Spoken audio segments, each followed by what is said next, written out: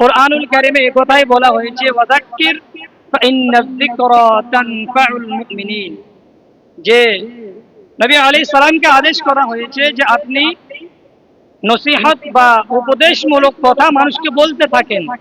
নিশ্চয় যারা মুমিন, যারা আল্লাহকে বিশ্বাস করে, তারা আমল করবে এবং আমলের নিয়তে তারা শুনবে। এই জন্য প্রত্যেককে আল্লাহ সুবহানাহু ওয়া তাআলা উত্তম বদলা দান করুন যারা এই ঈদের পরে পরে এই সভায় উপস্থিত হয়েছেন। সর্বাগ্রে প্রশংসা জ্ঞাপন করি মহান স্রষ্টা আল্লাহ সুবহানাহু ওয়া তাআলার দরবারে, যিনি আমাদেরকে এই সময়ে সালাতুল ইশার পরে কোরআন ও সুন্নাহর আলোকে কিছু কথা শ্রবণ করার তৌফিক দান করেছেন। অতঃপর নবী আলাইহিস সালামের রূহ মুবারকে শত কোটি দরুদ ও সালাম কিয়ামত পর্যন্ত বর্ষিত হতেই থাকুক। সংক্ষিপ্ত কয়েকটি আলোচনা।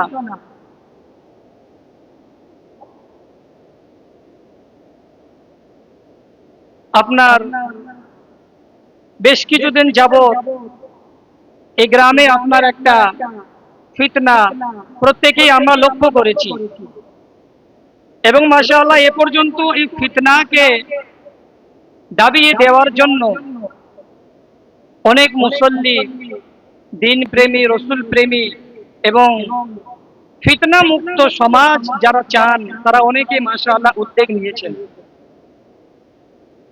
এই ফিতনাকে উদ্যোগ নেওয়ার জন্য বেশ কিছু মানুষের সাথে আমি পার্সোনালি আলোচনা করেছি।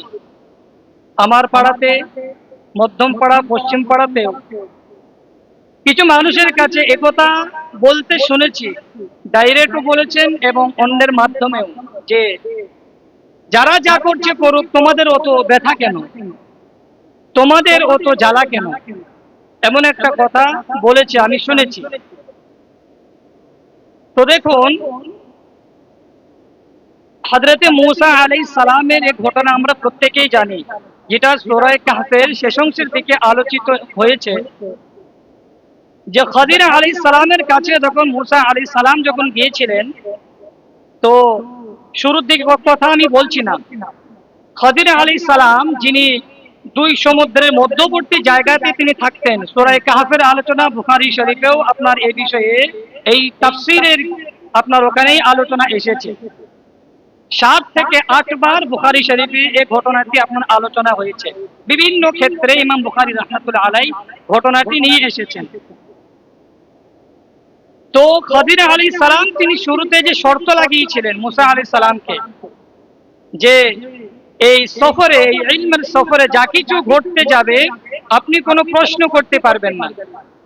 কিন্তু আমরা ফলো করি, লক্ষ্য করি, কোরআনে কারীমের আয়াতের দিকে পাওয়া যায় যে বারংবার হযরত খদির আলাইহিস সালাম যে কোনো একটা কাজ করেছেন, ওই কাজের শেষে হযরত মূসা আলাইহিস সালাম আপনার প্রশ্ন করেছেন। শুরুতে যে একটা আপনার যে তারা সফর করলেন একটা নৌকাতে, নৌকাটা খুব সুন্দর নৌকা, মনে হচ্ছে যেন কয়েকদিনের মধ্যে তৈরি হয়ে আপনার সমুদ্রে চলাচল করছে। ওই নৌকার একটা কাঠ খদির আলাইহিস সালাম আপনার উপড়িয়ে ফেললেন, ভেঙে দিলেন। বাহ্যিক দৃষ্টিতে এটা আমার আপনার জেহেনে আসে যে এত সুন্দর একটা নৌকা, কাশতি যেটা সমুদ্রে চলছে, এটাকে উপড়িয়ে ফেলা, ভেঙে ফেলা, এটা তো কখনোই আপনার বুদ্ধিমানের কাজ হতে পারে না। মূসা আলাইহিস সালাম আপনার সঙ্গে সঙ্গে তিনি প্রশ্ন করলেন। কোরআন কারীমে এই সম্পর্কে আপনার আলোচনা হয়েছে। এটা আপনার প্রথম গেল। দ্বিতীয়, একটা ছোট্ট বালক যে তারা খেলা করছিল, কয়েকটা বালক, ওদের মধ্যে একটা বালককে হযরত খদির আলাইহিস সালাম একদম ধরে জমিনে উনি আপনার আছাড় মেরে ফেলে দিলেন, যার ফলে ওই শিশু বাচ্চাটা আপনার প্রাণ ত্যাগ করলো, মারা গেল। বাহ্যিক দৃষ্টিতে এটা আমার আপনার প্রশ্ন আসতেই পারে যে কয়েকটা বালক ছেলে তারা খেলাধুলা করছিল, তাদের মধ্যে থেকে একটা নিষ্পাপ শিশুকে এরকম ধরে আছাড় মেরে তাকে শেষ করে দিল, প্রশ্ন আসতে পারে। মূসা আলাইহিস সালাম প্রশ্ন করে বসলেন। হযরত খদির আলাইহিস সালাম বললেন, তোমাকে তো আগেই নিষেধ করেছিলাম, লান তাস্তাতিআ মাইয়া সাবরি, তুমি আমার সাথে সবর করতে পারবে না, ধৈর্য ধারণ করতে পারবে না। হযরত মূসা আলাইহিস সালাম বলেছিলেন যে এবারকার মতো আমাকে শেষ চান্স দিন, আমি ইনশাআল্লাহ আপনার কাজের পরিপ্রেক্ষিতে আমি কোনো প্রশ্ন করব না। শেষে সংক্ষিপ্ত আকারে বলছি যে মূল যে কথা সেটা আমি আনতে চাই যে শেষে আপনার যখন একটা মহল্লায় পৌঁছালেন, ওনারা দুজনেই ক্ষুধার্ত ছিলেন। ক্ষুধার্ত থাকার কারণে আহারের জন্য, মেহমানদারি করানোর জন্য এলাকার বেশ কিছু মানুষকে ওনারা বললেন, কিন্তু সকলেই আপনার প্রত্যাখ্যান করলো, দাওয়াত কেউ করতে চাইল না। এরই মধ্যে এক জায়গায় লক্ষ্য করলেন যে একটা দেওয়াল যেন ঝুঁকে পড়েছে, কিছুদিনের মধ্যে দেওয়ালটি পড়ে যেতে পারে। এরকম একটা পরিস্থিতিতে হযরত খাদির আলাইহিস সালাম মূসা আলাইহিস সালামকে বললেন, আমার সঙ্গে হাত লাগান, এই দেওয়ালটা আমরা দুজনে সোজা করে দিই। সোজা করে দিলেন। মূসা আলাইহিস সালাম, এটা আপনার প্রশ্ন আসতে পারে যে এতগুলো মহল্লাবাসীকে দাওয়াতের জন্য আহ্বান জানাইলেন, কেউ দাওয়াত করলো না, তো এদের এই যে দেওয়ালটা সোজা করে দিলেন, কমসে কম এই দেওয়াল সোজা করার পারিশ্রমিক হিসেবে তো কিছু চাইতে পারতেন, যার ফলে আমাদের আজকেকার কমসে কম নাস্তাটা বা আহারটা হয়ে যেত। এই তিনটি প্রশ্ন হওয়ার পরে হযরতে খাদির আলাইহিস সালাম আর মূসা আলাইহিস সালামের মধ্যে আপনার পার্থক্য হয়ে গেল। বললেন যে না, আপনি আমার সঙ্গে থাকতে পারবেন না। যাই হোক, এটা আপনার তাফসীরি ঘটনা, বিস্তারিত ঘটনা। আমি যে এখানে বলতে চাচ্ছি, সাধারণ মানুষের জেহেনে একটা প্রশ্ন আসতে পারে যে মূসা আলাইহিস সালামকে যখন বারংবার নিষেধ করা হলো যে আপনি শুরুতেই তাকে স্টুডেন্ট হিসেবে গ্রহণ করার জন্য, ছাত্র হিসেবে গ্রহণ করার জন্যই খাদির আলাইহিস সালাম শর্ত লাগিয়েছিলেন যে কোনো প্রশ্ন করতে পারবেন না, কিন্তু বারংবার মূসা আলাইহিস সালাম কেন খাদির আলাইহিস সালামের কাজের পরিপ্রেক্ষিতে, কাজের পরে উনি প্রশ্ন করেছেন যে এই কাজটা আপনার সঠিক হয় নাই। একথা তিনি কেন বারংবার বলেছেন? মুফাসসিরে কেরাম তারা একথা উল্লেখ করেছেন যে এজন্যই, যেহেতু এই তিনটি কাজই খাদির আলাইহিস সালামের, আপনার নতুন নৌকার কাঠকে আপনার ভেঙে দেওয়া, শিশু বালককে আছাড় মেরে মেরে ফেলা, আর এই যে ঝোঁকার অবস্থাতে ছিল একটা দেওয়ালকে পড়ে যাওয়া অবস্থায় দেওয়ালটাকে সোজা করে দেওয়া, আর তার কোনো পারিশ্রমিক না চাওয়া, বাহ্যিক দৃষ্টিতে প্রশ্ন অবশ্যই হতে পারে। আর এই কারণেই হযরতে মূসা আলাইহিস সালাম বারংবার প্রশ্ন করেছিলেন। শুরুতে শর্ত লাগিয়েছিলেন যে আপনি কোনো প্রশ্ন করতে পারবেন না, তা সত্ত্বেও তিনি প্রশ্ন এই জন্যই করেছিলেন, একজন নবী, একজন দ্বীনের দাঈ কোনো জায়গাতে বাহ্যিক দৃষ্টিতে শরীয়তের কোনো পরিপন্থী, শরীয়তের কোনো খেলাফ কাজ হলে তিনি চুপ থাকতে পারেন না, তিনি খামোশ থাকতে পারেন না। এর কারণেই হযরতে মূসা আলাইহিস সালাম তিনি প্রশ্ন বারংবার করেছেন। ব্যাপারটা বুঝে আসলো জি? বাহ্যিক দৃষ্টিতে তিনটি কাজই ছিল শরীয়তের পরিপন্থী কাজ। এই শরীয়তের পরিপন্থী কাজের জন্য হযরতে মূসা আলাইহিস সালাম বারংবার প্রশ্ন করেছেন। দেখুন, উলামায়ে কেরাম, নবী আলাইহিস সালাম বলেছেন, ইন্নাল উলামা ওয়ারাসাতুল আম্বিয়া, উলামা সম্প্রদায়কে আম্বিয়া আলাইহিস সালামদের ওয়ারিস, তাদের উত্তরাধিকারী বানানো হয়েছে। গ্রামের কোন মানুষের শরীয়তের কোন পরিপন্থী দ্বীনের ভিতরে কেউ ফিতনা নিয়ে আসতে চাইলে, কারোর মনে ব্যথা আসুক চাই না আসুক, একজন দ্বীনের দাঈ আল্লাহ তার রাসূলের বাণীকে যে পড়েছে, যে বুঝেছে, সে কখনোই আপনি স্থির থাকতে পারে না, খামোশ থাকতে পারে না। হতে পারে গোটা জাহান, গোটা দুনিয়া একদিকে হতে পারে, কিন্তু একজন আলিমে দ্বীন যিনি আল্লাহ তার রাসূলের বাণীকে পড়েছেন, বুঝেছেন, আর তার সেই কোরআন ও সুন্নাহর মধ্যে কেউ ভিন্ন কোনো মত নিয়ে এসে মানুষের মধ্যে ফাটল ধরাতে চায়, অন্য কোন মানুষের দিলে ব্যথা আসুক চাই না আসুক, শরীয়তের পরিপন্থী হওয়ার কারণে, ফিতনা তৈরি হওয়ার কারণে একজন আলিমে দ্বীনের দিলে ব্যথা লাগতে পারে, আর তিনি এর বিরুদ্ধে তিনি খাড়া হয়ে তিনি জাতিকে সতর্ক করতে পারেন। এই দায়িত্ব, সিফাত নবী আলাইহিস সালাম উলামায়ে কেরামের জন্য বর্ণনা করেছেন। এজন্যই আপনার ফিতনা যেখানে হয়েছে, ব্যথা লাগার কারণে উলামারা আপনার আওয়াজ তুলেছে। আপনারা হয়তো ভাবছেন যে আপন আপন মাশাআল্লাহ সবই ঠিক চলছে, না, সব ঠিক চলছে না। দ্বীনের ভিতরে যখন কোনো ফিতনা যখন নিয়ে আসবে, কোরআন ও সুন্নাহর মধ্যে একটা চ্যাপ্টার, একটা আপনার এরকম লেসন এরকম এসেছে যেখানে যুগের পর যুগ নবী আলাইহিস সালামরা তারা যখন দ্বীনের কাজ করেছেন, দ্বীনের সঠিক কথা বলেছেন, সঠিক কথা বলার কারণে তার নিজের গোত্র, তার নিজের গ্রামের এলাকার লোকেরা সেই নবীর সাথ দেন নাই, সেই মনীষীর সাথ দেন নাই। এটা আপনার ইতিহাসের একটা চ্যাপ্টার আমরা পড়েছি। এই জন্য এই ইতিহাস ভুলে যাই নাই। কেউ সাথ দেখ চাই না দেখ, আম্বিয়া আলাইহিস সালামদের এই জীবনে থেকে পেয়েছি, পরবর্তী সাহাবা আজমাইনদের জীবনে থেকে পেয়েছি, পরবর্তী মুহাদ্দিসিন কেরামদের জীবনে থেকে পেয়েছি। তারা যখন দ্বীনের কোন ফিতনাকে রুখে দেওয়ার জন্য যখন ময়দানে নেমেছেন, তার নিজের বংশের লোকেরা, তার নিজের এলাকার লোকেরা তার সঙ্গ দেন নাই, তার সাথ দেন নাই। না দেওয়ার কারণে তিনি হিজরত করেছেন, ভিন্ন জায়গাতে গিয়ে তিনি খিদমত শুরু করেছেন।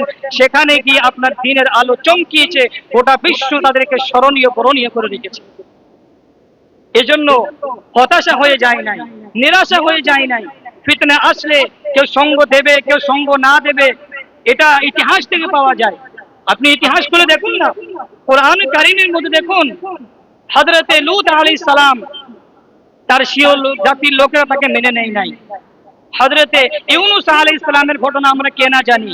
কোরআনে কারীম সূরা হুদের ভিতরে, সূরা ইউনূসের ভিতরে আলোচনা এসেছে যে স্বীয় জাতির লোকেরা তাকে গ্রহণ করেন নাই, যার ফলে উনি আপনার রাগান্বিত অবস্থায় হয়ে ভিন দেশে উনি যাওয়ার জন্য সফর করছিলেন। তারপরে আপনার সমুদ্রে ঝাঁপ, আপনার ওনাকে লটারির মাধ্যমে ফেলে দেওয়া হয়, বিস্তারিত ঘটনা। শুধু এটা আমি বলতে চাচ্ছি, তার স্বীয় জাতির লোকেরা তার সঙ্গ দেয় নাই। এরপরে পরবর্তী জীবনেও নূহ আলাইহিস সালামের একই পরিস্থিতি। হযরত ইব্রাহিম আলাইহিস সালামের ব্যাপারে দেখুন না, তার নিজের আব্বা বলে, قال يا إبراهيم لئن لم تنتهي لأرجمنك واهجرني مليا।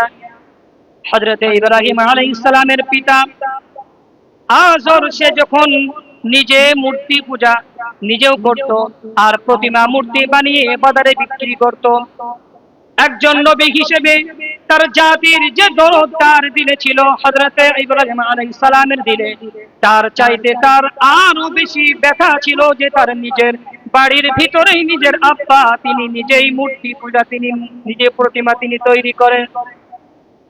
হযরতে আদম ইব্রাহিম আলাইহিস সালাম যখন নিজের পিতাকে তিনি যখন দাওয়াত দিলেন, বারবার তিনি দাওয়াত দিলেন, ইয়া আবাতি লা তা'বুদিশ শাইতান ইন্নাশ শাইতানা কানা লিল আসিয়া।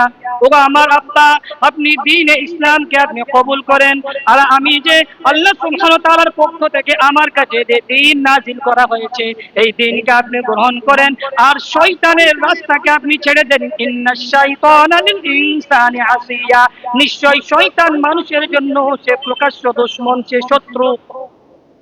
বারংবার হযরতে ইব্রাহিম আলাইহিস সালাম তার পিতাকে যখন একাধিক আয়াতে তিনি যখন এইরকম একই লেভেলে তাকে যখন দাওয়াত দিলেন, এই দাওয়াত দেওয়ার ফলে যখন সমস্ত মানুষেরা যখন হযরতে ইব্রাহিম আলাইহিস সালামের উপর যখন ক্ষিপ্ত, তার পিতা আযরকে একত্রিত করে এক জায়গায় ডেকে তারা বলল, তোমার সন্তান ইব্রাহিমকে এই যে দাওয়াত দেই, আমাদের মূর্তি আমাদের প্রতিমাদেরকে সে যে গালিমন্দ করে, এই দাওয়াত থেকে যদি বিরত না থাকে তবে আমরা কিন্তু এর পদক্ষেপ নেব। তুমি তার পিতা, তুমি প্রথমে তার পদক্ষেপ নাও।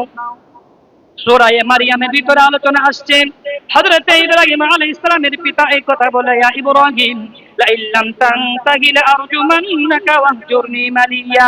হে আমার সন্তান ইব্রাহিম, তুমি শোনো, লা ইল্লাম তানতাহি, তুমি যে দাওয়াত দিচ্ছ, তুমি যে প্রতিমাদেরকে গালিমন্দ করো, তুমি যে মূর্তিদেরকে গালিমন্দ করো, তা থেকে তুমি বিরত থাকো, তা থেকে তুমি সরে এসো। লা ইল্লাম তানতাহি লা আরজুমান্নাকা, তা যদি না হয়ে থাকে তবে সমস্ত মানুষ মিলে আমরা তোমাকে তোমার অর্ধেক শরীর পর্যন্ত মাটিতে আমরা কেটে দেব, আর পাথর মেরে মেরে তোমাকে সংসার করে রজম করে তোমাকে দুনিয়া থেকে বিদায় করে দেওয়া হবে। একথা ইব্রাহিম আলাইহিস সালামের নিজের পিতা। ওয়াহজুরনি মালিয়া, ওয়াহজুরনি মালিয়ার অর্থ আমাদের সাধারণ পরিভাষায় হচ্ছে তোমাকে ত্যায্য পুত্র করলাম। হযরত ইব্রাহিম আলাইহিস সালামের পিতা ইব্রাহিম আলাইহিস সালামকে ত্যায্য পুত্র করেছিল। দেখুন, তা সত্ত্বেও তার নিজের পিতা তার আপনার বিরোধী, হযরত ইব্রাহিম আলাইহিস সালামের নিজের পিতা বিরোধী, তার সমগ্র জাতি তার বিরোধী। নমরুদ বাদশার কবলে পড়ে প্রত্যেকের সঙ্গে আপনার মাশওয়ারা ভিত্তিক ইব্রাহিম আলাইহিস সালামকে আগুনে নিক্ষেপ করা হয়েছে। লম্বা ঘটনা, আমি শুধু এতটুকু বলতে চাচ্ছি, ইব্রাহিম আলাইহিস সালামের নিজের পিতা তার স্বীয় জাতি তার সঙ্গ দেয় নাই, যার ফলে হিজরত করেছেন। হিজরত করার কারণে সেখানে গিয়ে তিনি দ্বীনের দাওয়াত দিয়েছেন, যার জন্য কোরআনে বলা হয়েছে ফাত্তাবিউ মিল্লাতা ইব্রাহিম হানিফা। হে দুনিয়াবাসী, তোমরা শুনে রাখো, নমরুদের কবলে পড়ে তার নিজের পিতা সহ স্বীয় জাতি তাকে উলঙ্গ করে, তাকে বিবস্ত্র করে, তার বস্ত্রকে হরণ করে, তাকে তোমরা বেইজ্জতি করে, তাকে তোমরা আগুনে নিক্ষেপ করে তাকে অসম্মানী বেইজ্জতি করতে চেয়েছো। কিন্তু না না না, আল্লাহ রাব্বুল আলামিন হযরত ইব্রাহিম আলাইহিস সালামকে এমন একটা লকব দিলেন, এমন একটা উপাধি দিলেন যে দুনিয়া ততদিন পর্যন্ত পূর্ব গগনে সূর্য উদিত হবে আর পশ্চিম গগনে সূর্য ডুবে যাবে, অস্ত যাবে, ততদিন পর্যন্ত পৃথিবীর প্রতিটা মানুষের জন্য জাতির পিতা হিসেবে হযরত ইব্রাহিম আলাইহিস সালামকে আল্লাহ সুবহানাহু ওয়া তাআলা বিবেচিত করলেন। তোমরা তাকে বেইজ্জত করতে চাইলে, তার শরীর থেকে কাপড় তোমরা ছিনিয়ে নিলে। ফাত্তাবিউ মিল্লাতা ইব্রাহিম হানিফা, ইব্রাহিমের অনুসারী তোমরা হয়ে যাও। যুগের পর যুগ যত মানুষ আপনার পৃথিবীতে আসবে, আপনি একটু ইতিহাস করে দেখতে পারবেন, মুশরিকরা, মক্কার বেদুইন মুশরিকরা, তারাও ইব্রাহিম আলাইহিস সালামকে জাতির পিতা হিসেবে মানত। মুসলমানরা তো মানেই মানে, খ্রিস্টান, ইহুদি, নাসারা প্রত্যেকেই। তার কারণ হচ্ছে খ্রিস্টানরা যাকে নবী মানে হযরত ঈসা আলাইহিস সালামকে। এই ধারাবাহিকতা যেতে যেতে ইব্রাহিম আলাইহিস সালাম পর্যন্ত পৌঁছায়। ইহুদিরা নবী মানে মুসা আলাইহিস সালামকে, মুসা আলাইহিস সালামের এই ধারাবাহিকতা নবুয়তের সিলসিলা যেতে যেতে পৌঁছায় হযরত ইব্রাহিম আলাইহিস সালাম পর্যন্ত। আমাদের যে উম্মতে মুহাম্মদী, এরা ইসমাঈল আলাইহিস সালামের বংশে আমাদের নবীজি জন্মগ্রহণ করেছেন। আমাদের নবীজি থেকে শুরু করলে ইসমাঈল আলাইহিস সালাম হয়ে হযরত ইব্রাহিম আলাইহিস সালাম পর্যন্ত পৌঁছায়। পৃথিবীর প্রতিটা ধর্মের মানুষ তাদের যে ধর্মগুরু, ওই ধর্মগুরুকে যদি তার ধর্মগুরু কে ছিল, তার ধর্মগুরু কে ছিল, এইভাবে যদি আপনার যাওয়া যায় পিছনের দিকে, তো গিয়ে ওই হযরত ইব্রাহিম আলাইহিস সালাম পর্যন্ত পৌঁছাবে। যার কারণে পৃথিবীর প্রতিটা মানুষ আপনার ইব্রাহিম আলাইহিস সালামকে জাতির পিতা হিসেবে তারা মেনে নিয়েছে। আমি যেটা বলতে চাই যে ইব্রাহিম আলাইহিস সালামের নিজের পিতা, তার নিজের বংশের লোকেরা, তার স্বীয় জাতির লোকেরা গ্রহণ করে নাই। এভাবে আপনি চলে আসুন নবী আলাইহিস সালামের জীবনীতে, সংক্ষিপ্ত আকারে বলছি, নবীজির জীবনীতে আপনি চলে আসুন। মক্কার অলিতে গলিতে নবীজির লকব ছিল দুইটা, আল আমিন, আস-সাদিক। আমিন শব্দের অর্থ হচ্ছে আমানতদার, যিনি মানুষের আমানতকে একদম পুঙ্খানুপুঙ্খভাবে যিনি আদায় করেন, মালের কোনো আমানতের কোনো খেয়ানত করেন না, সেই ব্যক্তিকে বলা হয় আল আমিন। আর আস-সাদিক শব্দের অর্থ হচ্ছে সত্যবাদী। তো দেখুন, নবীজির 40 বছর জীবনীতে কোনোদিন তিনি একটা মিথ্যা কথা বলেন নাই, কোনোদিন তিনি আমানতের খেয়ানত করেন নাই।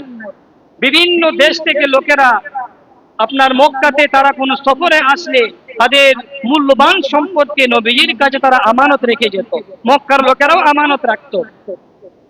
কিন্তু যেদিন আমার নবীজি সাল্লাল্লাহু আলাইহি ওয়াসাল্লাম হিরা গুহাতে আল্লাহ সুবহানাহু ওয়া তাআলার পক্ষ থেকে কুরআনুল কারীমের আয়াত যখন নবীজির উপর অবতীর্ণ হয়ে গেল, ইকরা বিসমি রাব্বিকাল্লাযী খালাক, খালাকাল ইনসানা মিন আলাক। এই সূরা আলাকের শুরুর দিকে 5টি আয়াত যখন নবীজির উপর অবতীর্ণ হয়ে গেল, নবীজি সাল্লাল্লাহু আলাইহি ওয়াসাল্লাম নবুয়ত প্রাপ্তি হওয়ার পরে সমস্ত কুরাইশ জাতিকে, কুরাইশ বংশকে এবং বানু নাযিরকে, আরো বিভিন্ন মক্কা যে সমস্ত বংশের লোকেরা বসবাস করত, সেই সমস্ত লোকেদেরকে নবীজি ডাক দিলেন একটা পাহাড়ের পাদদেশে।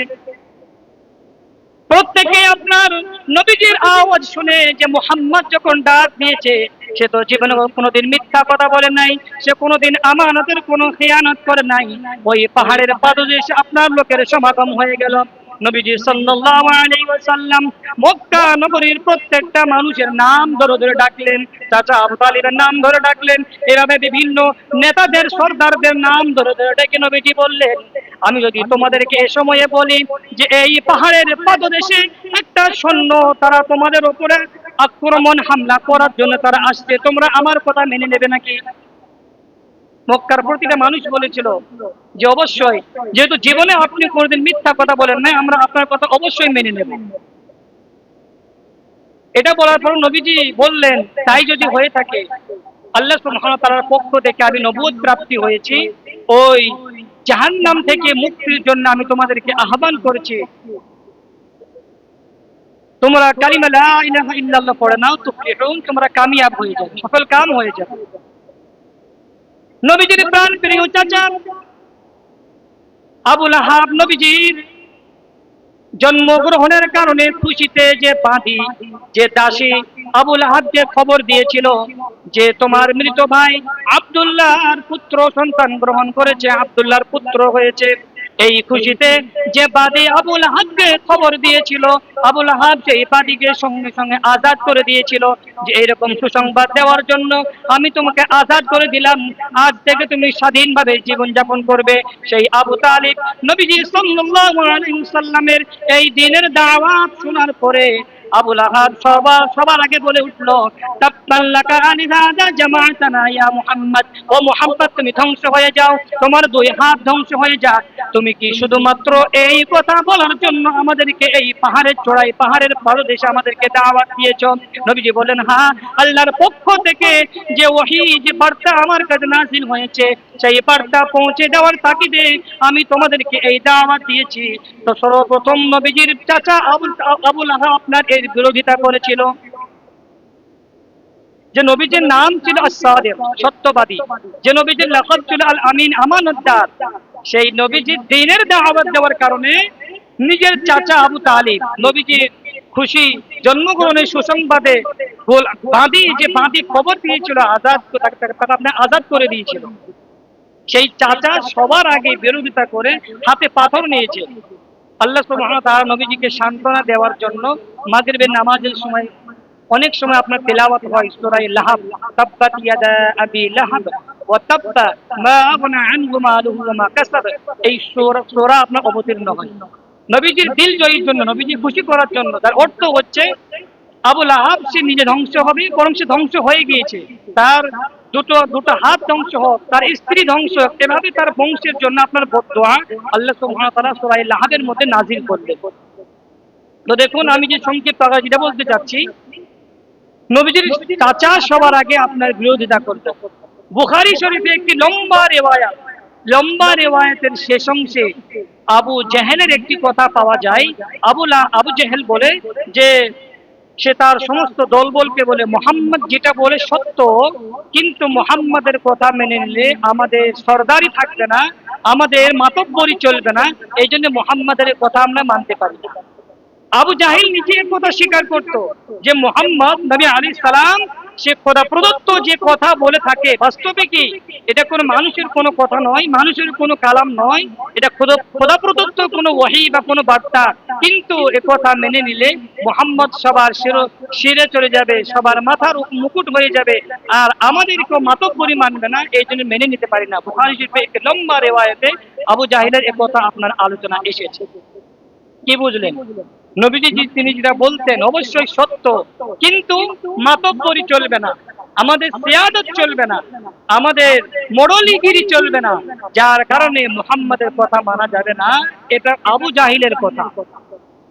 সংক্ষিপ্ত আকারে নবীজির আপনার মক্কি জীবনীতে এরকম বারংবার যখন জুলম, তাকলিফ, কষ্ট, নিপীড়ন, অত্যাচার হওয়ার পরে নবীজি যখন হিজরত করে মদিনা শরীফে গেলেন, সেখানে যাওয়ার পরে মদিনার লোকেরা আপনার জান থেকে ভালোবাসলেন। তার কারণ হচ্ছে মদিনার লোকেদের নবীজির সাথে আপনার সেই রকম ধরনের বংশগত কোনো সেরকম সম্পর্ক ছিল না। ঠিক আছে, নবীজির নানির বংশ মদিনাতে আপনার পাওয়া যায়, কিন্তু এই রকম নিজের কুরাইশ গোত্রের লোক কেউ মদিনায় ছিল না। মদিনার লোকেরা নবীজির সাথ দেওয়ার কারণে সারা বিশ্বের বুকে আপনার হিদায়েতের আলো পৌঁছেছে, হিদায়েতের নূর পৌঁছেছে। আর আজকে সেই নূরে আমরা নূরান্বিত কোরআন পেয়েছি, সুন্নাহ পেয়েছি, নবীজির আদর্শ পেয়েছি এই মাদানী জীবনী থেকে, নবীজির মদিনাতে হিজরত করার পরে। কিন্তু মক্কার লোকেরা মেনে নেয় না। কি বুঝলেন এর দ্বারা? কওমের লোকেরা, নিজের বংশের লোকেরা মেনে নেয় না। সত্য জানতো, কিন্তু মোড়লিগিরি চলবে না, এর কারণে তারা মানতে পারে না। শুধু একটাই কারণ ছিল যে মোড়লগিরি চলবে না, মাতব্বরি চলবে না। আবু জাহিলের নিজের কথা, বুখারী শরীফে লম্বা রিওয়ায়াতের শেষ অংশে একথা আবু জাহিল নিজে বলেছে যে আমাদের মাতব্বরি চলবে না।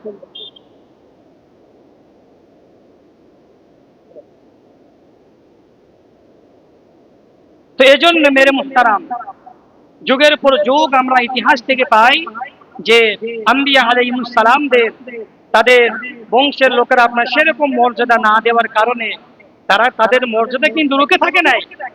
অন্য জায়গা থেকে তাদেরকে মানুষ গ্রহণ করে তারা আপনার দুনিয়ার বুকে তারা চমকেছেন। আরেক ছোট্ট একটা এক্সাম্পল, এই যে বুখারী বুখারী করে আমরা চিল্লাই, এই ইমাম বুখারী রাহমাতুল্লাহ আলাইহির জন্ম বুখারা শহরে। তার নিজের বংশের লোকেরা, নিজের এলাকার লোকেরা বুখারা তাকে আপনার গ্রহণ করে নাই, যার কারণে তিনি হিজরত করে সমরকন্দ এলাকায় গিয়েছিলেন। ওই সমরকন্দে গিয়ে বুখারী শরীফের পাঠ দিয়ে, বুখারী শরীফের দর্শ দিয়ে, বুখারী শরীফকে লিপিবদ্ধ করে সারা বিশ্বের বুকে এক জোড়া নাম ইমাম বুখারী রাহিমাহুল্লাহ নামে তিনি পরিচিত লাভ করেছেন। সমরকন্দ এলাকাতে গিয়ে নিজের এলাকা বুখারাতে তাকে আপনার মর্যাদা দেয় নাই। ইমাম আহমদ বিন হাম্বল রাহমাতুল্লাহ আলাইহি জীবনী থেকে পাওয়া যায় তাকে বন্দী করা হয়েছিল, তাকে আপনার গ্রেফতার করে বেত্রাঘাত করা হতো। সমগ্র দেশের লোক একদিকে, ইমাম আহমদ বিন হাম্বল রাহমাতুল্লাহ আলাইহি তিনি একদম একদিকে। একটা মাসআলা কেন্দ্র করে, ঠিক আছে, ও মাসআলাটা আলাদা এখানে বর্ণনা করছি না, তো ওই মাসআলার ভিত্তিতে যেটা শরীয়তের সত্য মাসআলা, এই মাসআলা বলার কারণে সমগ্র মানুষ বিপরীতে হযরতে ইমাম আহমদ বিন হাম্বল রাহমাতুল্লাহ আলাইহি একদিকে ছিলেন। তাকে আপনার গ্রেফতার করার পরে যারা ঐতিহাসিকগণ তারা লিখছেন যে তাকে যে বেতের আঘাত করা হতো, একটা আঘাত করার জন্য শুধুমাত্র একটা লোক নিযুক্ত থাকতো। ও একটা আঘাত সজোরে মেরে ওর ডিউটি শেষ। দ্বিতীয় আঘাত করার জন্য দ্বিতীয় মানুষকে নিয়ে আসা হতো, সে দ্বিতীয় আঘাত করত, যেন প্রতিটা আঘাত যেন সে নিজের সমস্ত শক্তিকে একত্রিত করে সজোরে আঘাত করতে পারে।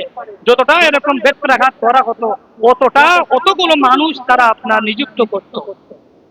তার শেষে ইমাম আহমদ বিন হাম্বল রাহমাতুল্লাহ আলাইহি উনি নিজের আপনার মাসআলাতে উনি ডেটে ছিলেন, উনি একা আপনার দাঁড়িয়েছিলেন। সমগ্র মানুষ আপনার অন্যদিকে থাকার পরে দুই ধরনের জালিম বাদশা মামুন, বাদশা মুতাসিম বিল্লাহ, দুইজনের মৃত্যু হওয়ার পরে তৃতীয় বাদশা মুতাওয়াক্কিলের জন্মগ্রহণ হয়।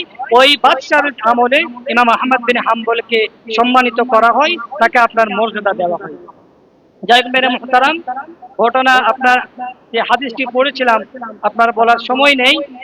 তো যাই হোক, এটা থেকে এটাই বোঝা যায় যুগের পর যুগ যদি তার লোকেরা তাকে গ্রহণ না করার কারণে যদি সমগ্র মানুষ একদিকে হয়ে যায়, এই আম্বিয়া আলাইহিস সালামদের জীবনে থেকে, পরবর্তী মুহাদ্দিসিনে কেরামদের জীবনে থেকে এতটুকু কমসে কম শিখেছি যে কোরআন সুন্নাহ যেদিকে থাকবে, এদিকে হক থাকবে, সেই হকের দিকে ইনশাআল্লাহ যদি কেউ সাথ দেখ চাই না দেখ, একা ইনশাআল্লাহ দাঁড়িয়ে থাকবো ততদিন পর্যন্ত দেহে জীবন আছে, সাথ আছে। কে মানলো চাই না মানলো, লা বাসা বি, আমার কোনো পরোয়া নাই। দিন যখন শিখেছি, কোরআন যখন শিখেছি, আল্লাহ রাসূলের বাণী যখন শিখেছি, তার বিপরীতে যখন কেউ যখন খাড়া যখন হবে, তার বিরোধিতা ইনশাআল্লাহ মরণ পর্যন্ত করে যাব। তাদের কেউ মানুক চাই না মানুক, কারো পরোয়া করি না, কারো রক্ত চক্ষুর পরোয়া করি না, কোনো বংশ ভিত্তিক কারো কথা মানি না। কোরআন সুন্নাহর কথা মরণ পর্যন্ত এটা উস্তাদদের কাছ থেকে শিখেছি, বলেই যাব ইনশাআল্লাহ। আল্লাহ সুবহানাহু ওয়া তাআলা আমাদের প্রত্যেককে হক চেনার, হককে বোঝার, হকের উপর অটল অবিচল থাকার তৌফিক দান করুন। আমিন সুম্মা আমিন। ওয়া আখির দাওয়ানা আলহামদুলিল্লাহি রাব্বিল আলামিন। ওয়াসসালামু আলাইকুম ওয়া রাহমাতুল্লাহি ওয়া বারাকাতুহু।